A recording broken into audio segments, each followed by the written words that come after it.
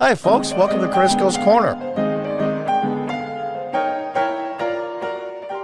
Hi, all you thought criminals. Welcome back. And those that are new, welcome. From the Daily Mail, missile barrage unleashed on Ukraine is merely the first episode of Putin's revenge. That's a little bombastic, but we'll continue on. Moscow vows as Poland carries out bomb shelter checks following rocket blitz. Belarus announces joint military force with Russia. You're going to see some video here that's really, really interesting. Putin got mad. The only bridge that leads Crimea into Russia was an accident with a gas truck or it was sabotaged. Nobody really knows for sure. That's the problem. Well, they say the first thing that dies in war is the truth or the facts. Yeah, you're going to see some video here coming up that's really, really something. Let's read on. A huge missile barrage unleashed on Ukraine today is merely the first episode of Russia's revenge. Should say retaliation for a blast which crippled the Crimea bridge, and there will be others, one of Putin's staunchest allies has warned today. The former Russian president himself said Ukraine poses a constant, direct, and clear threat, and that the Kremlin should aim to completely dismantle the political regime of Ukraine, which he described as Nazi. I'm not so thrilled about the Zelensky and his people. It's not a democracy, so let's not kid ourselves. I'm not saying that we shouldn't help them, but let's not paint them as these heroes of democracy. We've intervened before in wars where the side where we intervened were pretty bad people. Vietnam is one. We can go through the rest of the list, but you get the idea. He spoke shortly after Putin let rip 83 missiles that he claimed were military energy and communications networks in Ukraine. Kiev said the missiles actually hit power plants in busy civilian areas in major cities, killing at least 11 and wounding scores more. It was Russia's largest single barrage since the opening day of the war. Now, my understanding of the 83 missiles, about half of them were shot down.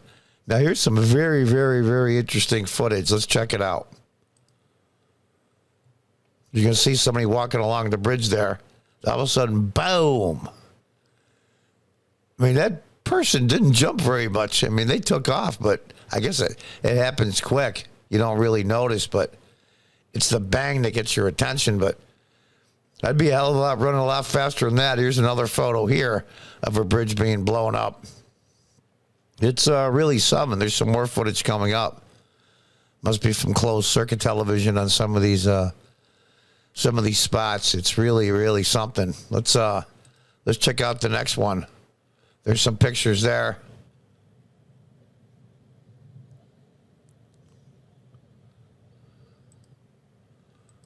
It's really something, I'll tell you. It's Шикарний вигляд із вікна. Що може бути прекрасніше? Just showing the some of the devastation. There it is there. There's another picture. It's real war, folks. This isn't a joke.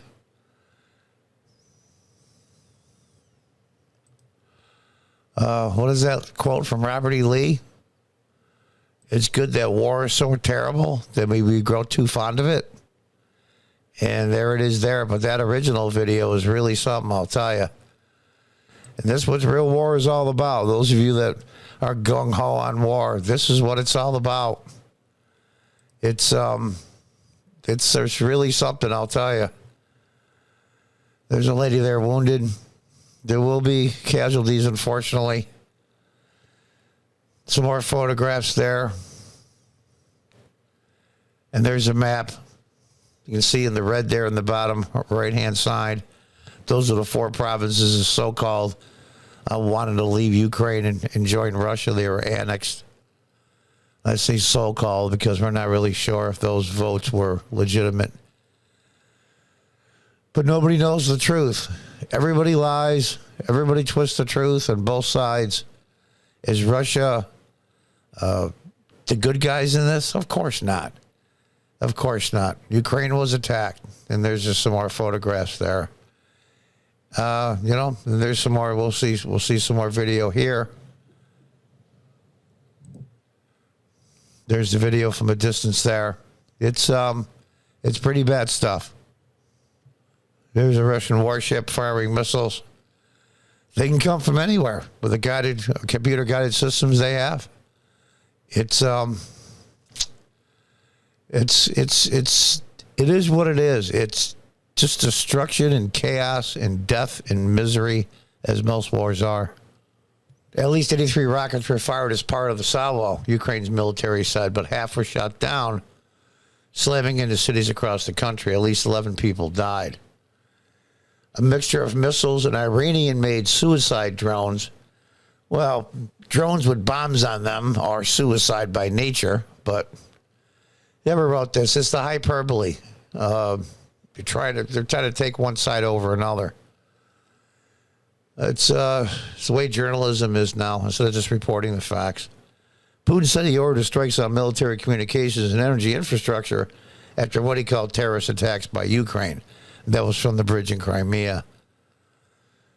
Putin said Kiev's regime with its actions placed itself in line with international terrorist organizations.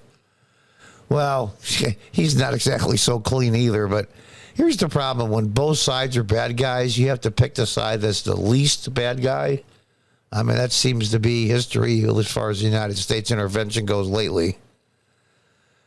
Then announced Russian troops would deploy with the forces in Belarus. Belarus has always been an ally of Russia. It's just, you can read the rest of the article. I'm not going to read it all. It's a tragedy. But here's the thing. Here's the thing. This whole thing was avoidable. All of it. I place blame. This may sound like a political hack job or one-sidedness. I place all this blame on the weak administration in the White House. Whether you're for or against Trump, that's true. Putin would have never done this if we had a strong-minded and strong-willed president. It's really that simple. Goes around apologizing to everybody for everything. Bumbles, fumbles. It's just a bad, bad visual. The strong men like Putin see weakness, and they attack. And that's the way it is. You know, as people criticize Trump, he is the voice of reason. They need to sit down with peace talks, but Biden won't do it. It's amazing to me. Why won't you sit down? You sit down with bad people all the time and make deals. I did it when I was in business. If I did business with everybody I liked, everybody be out of business. It's the way of human nature. Trump wants peace talks, wants to sit down, maybe even a ceasefire, who knows. But Biden won't do it because it's Trump, and he'll get political capital out of it. So we're going to see what happens. You know, to those of you that hate Donald Trump and hate Republicans and hate the MAGA people and the far-right extremists and blah, blah, blah, blah, blah, sometimes they're right. Maybe Trump won't be the center of the talks because they would never allow it. But they need to sit down, and they need to work things out before this escalates and becomes a worldwide conflict. And that is the end game in this, if they don't stop. Until the next time, goodbye and good luck.